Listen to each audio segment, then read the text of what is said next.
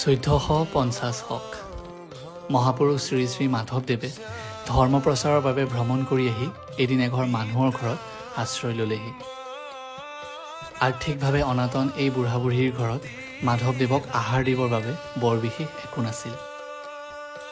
অতিথি যিহেতু ভগৱান সদৃশ, সেইবাবে বুঢ়ীয়ে তেওঁৰ চুলিৰ অলপ অংশ কাটি বুঢ়াক বজাৰত বিক্ৰী কৰিবলৈ পঠিয়ালে আৰু সেয়া বিক্ৰী কৰি পোৱা পইচাই চাউল কিনি আনিলে।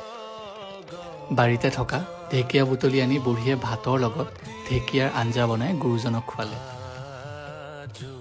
পাছৰ দিনা ৰাতিপুৱা গুৰুজনে ঈশ্বৰৰ আৰাধনা কৰিবলৈ ওচৰ পাজৰ সকলোকে মাতি ঔটেঙাৰ এটা অংশত এগছি চাকি জ্বলাই আৰু যি গছ চাকি তেতিয়াৰে পৰা কমেও 500 বছৰতকৈও অধিক দিনৰ পৰা জ্বলি আহিছে।